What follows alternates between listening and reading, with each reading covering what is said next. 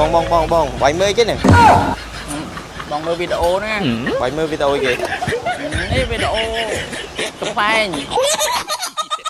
Mơ video gặp play ấy bay như là ham vậy. Bay như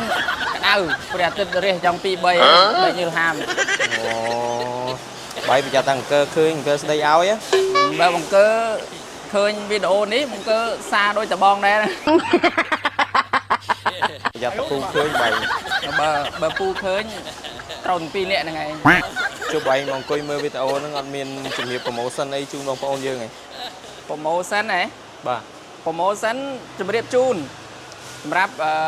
phụng mai bong phố là mình tuân đăng promotion ở thị chế thảm miền ấy khác. Sầm rap rถយន្តបងប្អូនដែលមានហ្វៀមពណ៌ហើយចង់ផ្លាស់ប្ដូរហ្វៀមពណ៌មកហ្វៀមថ្លាវិញ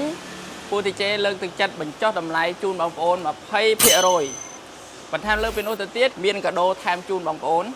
បិទ UV ល្អថែមមួយជុំតែម្ដងព្រោះខែនេះខែក្តៅដឹងស្រាប់ហើយអញ្ចឹងពូគាត់យល់អារម្មណ៍អ្នកជិះឡានគាត់ថែម UV ឲ្យមួយជុំតែម្ដងហើយអ្វីដែលកាន់តែពិសេសសម្រាប់បងប្អូនណាដែលសៀនៅវីដេអូនេះបានបញ្ចុះតម្លៃហើយថែមទាំងទទួលបានស្បែកជើង24កក្កដាផងដែរចឹងអរគុណច្រើនពុកម៉ែបងប្អូនទាំងអស់គ្នាជួបជាមួយនឹងខ្ញុំបាទនៅវីដេអូក្រោយចុំបងមិនបានបកឡានភ្ញៀវចឹងហ្មងបើមិនបកចេញទុកឲ្យឡានភ្ញៀវនឹងលីចាប់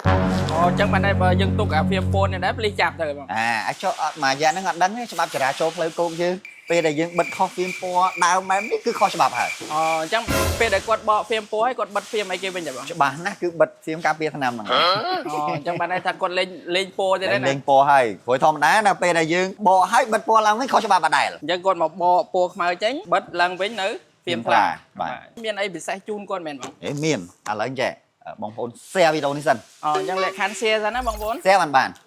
តើបានអ្វីដែរដឹងទេបានកាដូកាដូដឹងអត់ថាកាដូអីតែដឹងតែកាដូតែមិនដឹងតែកាដូអីអូខេឥឡូវបងប្អូន share មកបកហ្វៀមពណ៌ចេញគឺបក free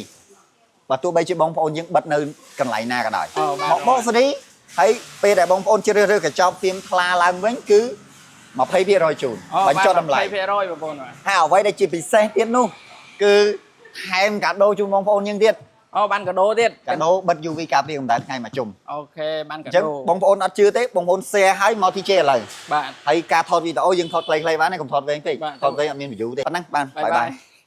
បងប្អូនបាទពណ៌នេះគឺស្អាតមែនតើស្ដាយខ្លាំងយកទៅមែនតើក៏ប៉ុន្តែដូចបងប្អូនបានដឹងអញ្ចឹងគឺច្បាប់ចរាចរណ៍ផ្លូវគោកយើងឥឡូវនេះនៅពេលដែលយើងបិទផ្លាស់ប្ដូរពណ៌ពីពណ៌ចាស់ទៅពណ៌ថ្មីបែបនេះ